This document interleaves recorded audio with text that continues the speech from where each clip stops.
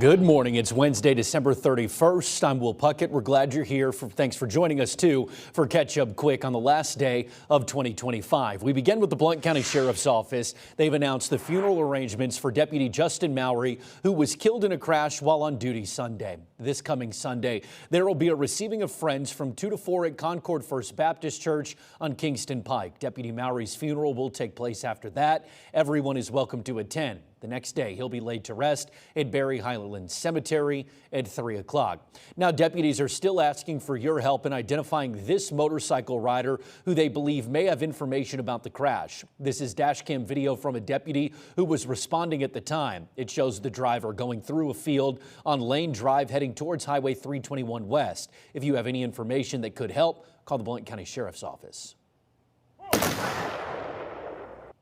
Rifle volleys echoing through an East Tennessee cemetery yesterday as Knox County's Chief Deputy Bernie Lyon was laid to rest. Hundreds showing up to pay their respects, friends, family, and those he served beside. Lyon died after a nearly 2-week stay in the intensive care unit. He served the Knox County Sheriff's Office for 46 years in nearly every position and became Chief Deputy in 2018.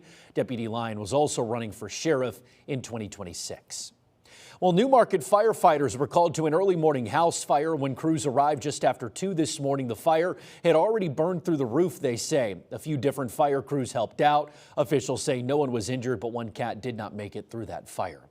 Well, a woman is now in the hospital and a suspect is facing charges after a shooting in Cott County. The sheriff's office says it happened on Ballpark Road in Cosby when deputies say they found a woman shot inside of a truck. She was taken to the hospital by helicopter.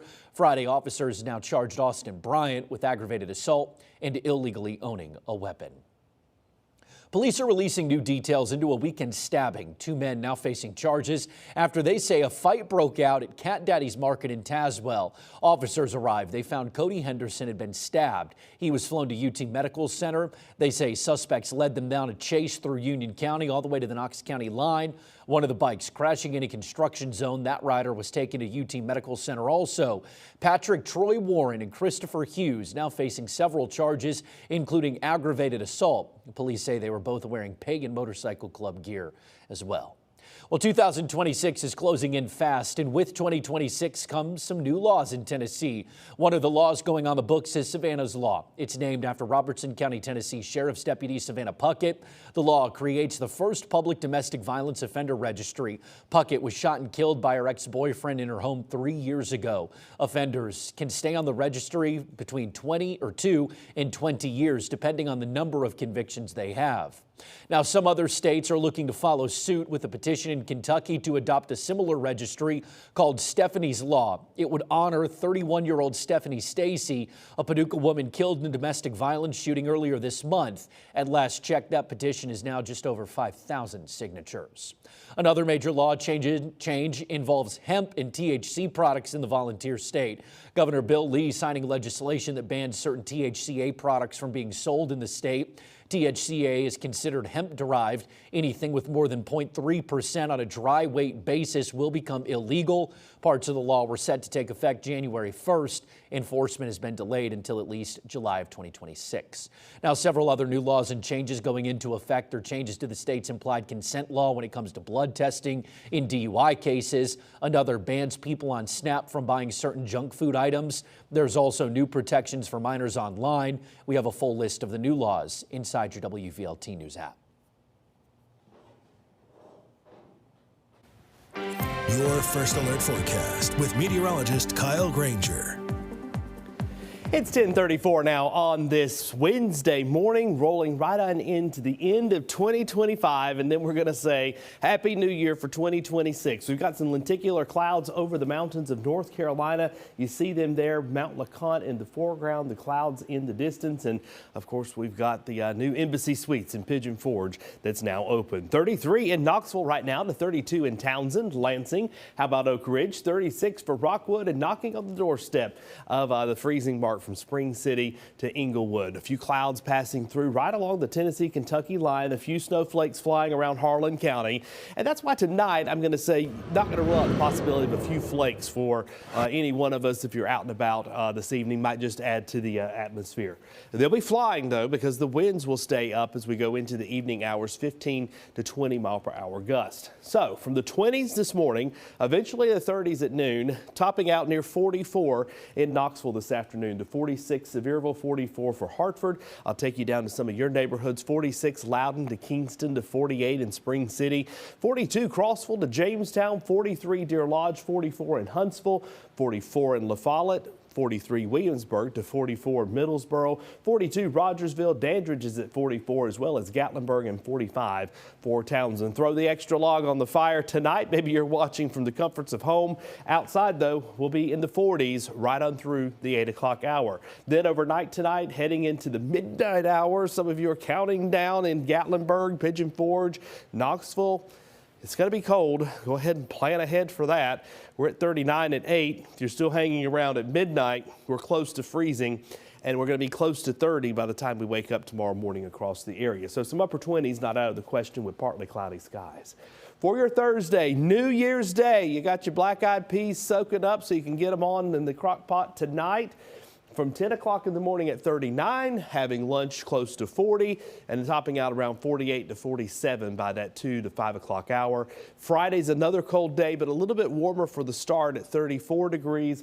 Through the morning hours, we stay in the 30s, back in the 40s, and eventually 51 as we go into the afternoon. So 54 the high on Friday. 20% coverage. Really, this is going to be more Friday night into Saturday. And then it starts to clear out, making way for a sunny afternoon for us on Sunday at 54. Then next week, we're back into the mid to upper 50s with morning lows close to 40. All righty, Kyle. Thank you. Well, WVLT is proud to be your official station of the Vols, and what a disappointing end to the football season for Tennessee. The Vols falling to Illinois 30-28 in the Music City Bowl. Tennessee's offense struggled to get going in the first half, and then their defense struggled in the later stages of last night's game. In the end, Illinois hitting a game-winning field goal with little time left on the clock for the Vols to respond. UT finishing the year at 8-5. Coach Heupel talking about the disappointing outcome. You know, I think the disappointment of tonight, or the disappointment of any of the games during the course of the season, but in particular tonight, it's got a chance to be the fuel that you use as motivation starting tomorrow and when we get back in January. Yeah, the Vols now look forward to 2026. The transfer portal opens Friday. You can expect the Vols to be active at key positions, including quarterback. Now, while the football team didn't have a good night, the Tennessee basketball team did inside Food City Center. The Vols wrapping up the non-conference slate with a 105-54 win over South Carolina State. It's on to SEC play now for the 19th-ranked Vols. Up next, a trip to Fayetteville to take on the 18th-ranked Arkansas Razorbacks and John Calipari. That game is Saturday. Tip-off at 3 Eastern time. Lady Vols getting into conference play, too. Things are really heating up when it comes to SEC basketball. Tennessee will play Florida at home tomorrow. The Lady Vols undefeated on the Summit floor. They look to keep that going against the Gators. Tip-off tomorrow is at 2 Eastern time.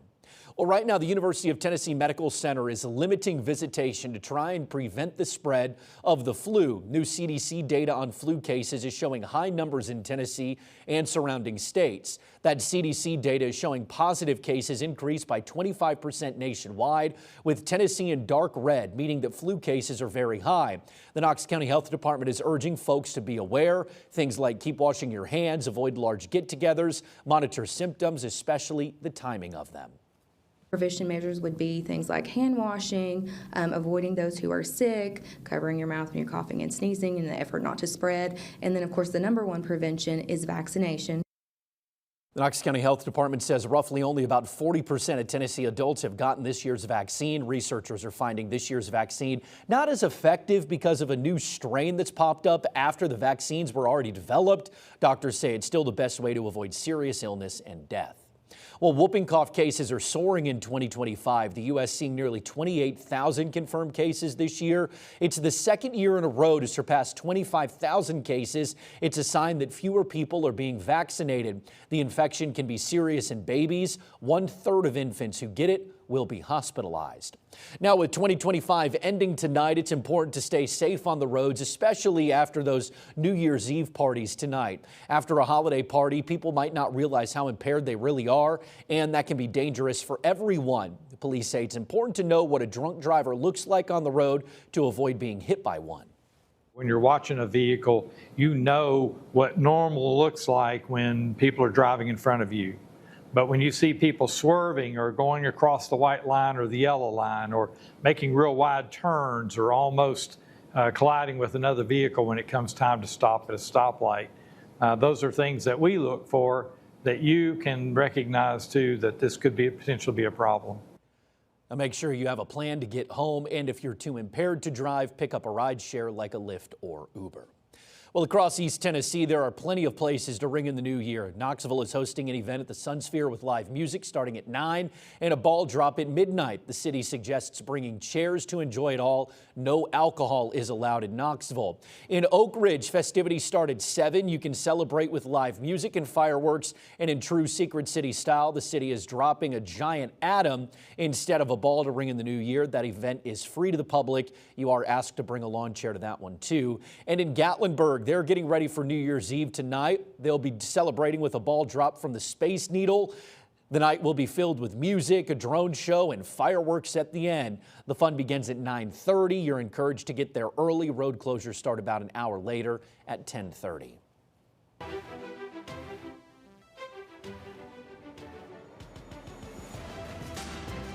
We the People, celebrating 250 years of America. Sponsored by Garza Law Firm.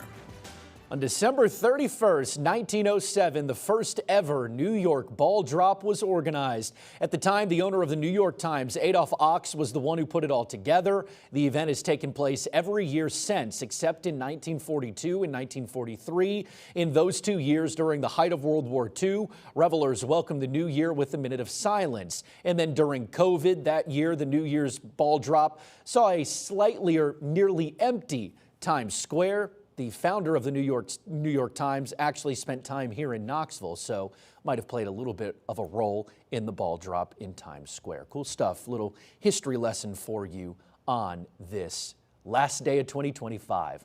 Well, thanks for joining us. As always, you can stay up to date inside the WVLT News app, on your desktop at WVLT.tv, on all of our social media streaming sites, and on WVLT Plus. Have a happy new year. We will see you back here on Friday.